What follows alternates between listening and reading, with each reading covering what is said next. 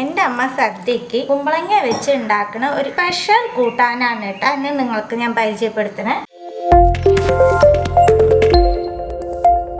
ചെറിയ കഷ്ണം കുമ്പളങ്ങ എടുത്ത് തൊലിയൊക്കെ കളഞ്ഞ് വൃത്തിയാക്കി വെച്ചേക്കുന്നതാണ്. അതൊരു പാനിലേക്ക് ഇട്ട് കൊടുക്കാം. 1 ടേബിൾ സ്പൂൺ തോരപ്പരിപ്പ് എടുത്ത് കഴുകി 1 മണിക്കൂർ കുതിർത്തി വെച്ചതാണ്. കുമ്പളങ്ങയുടെ കൂടെ ഇതും ചേർക്കാം.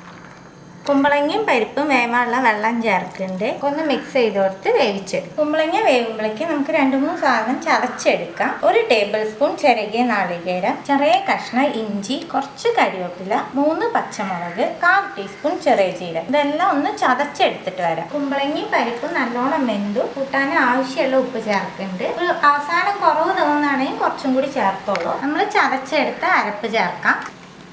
എല്ലാം ഒന്ന് മിക്സ് ചെയ്ത് കൊടുത്ത് ഒന്ന് തിളച്ചാൽ മതിയിട്ട് ഒരുപാട് നേരം ഒന്ന് കുക്ക് ചെയ്യണ്ട. നാളികേരം ചേർത്തിട്ട് ഒന്ന് തിളച്ചതേ ഉള്ളൂ കേട്ടോ. ഇനി നമുക്ക് കൂട്ടാൻ വറുത്തിടാം. പാനിലേക്ക് 1 ടീസ്പൂൺ വെളിച്ചെണ്ണ ചേർക്കുന്നുണ്ട്, 1/2 ടീസ്പൂൺ കടുക്, കുറച്ച് വേപ്പില, 2 ചുവന്ന മുളക്.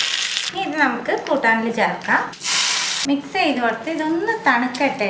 നമുക്ക് ഇതിലേക്ക് ഒരു ഇൻഗ്രീഡിയൻറ്റും കൂടി ചേർക്കാനുണ്ട്. കുമ്പളങ്ങ തണുത്തതിൻ്റെ ശേഷം നല്ല കട്ടിയുള്ള തൈര്, ആവശ്യത്തിന് പുളിയുള്ളതാണ് നമ്മളിപ്പോൾ ചേർക്കുന്നത്. ഇനി എല്ലാം ഒന്ന് മിക്സ് ചെയ്യുന്നുണ്ട്. തണുത്തതിൻ്റെ ശേഷം വേണേ തൈര് ചേർക്കാനായിട്ട്. ഇത്രയേ ഉള്ളൂ കേട്ടോ. സിമ്പിളായിട്ട് റെഡിയാക്കാൻ പറ്റുന്ന ഒരു കൂട്ടാനാണ്. ഇക്കൊല്ല സദ്യക്ക് എന്തായാലും ഇങ്ങനെ ഒരു കൂട്ടാനും കൂടി റെഡിയാക്കി നോക്കൂ.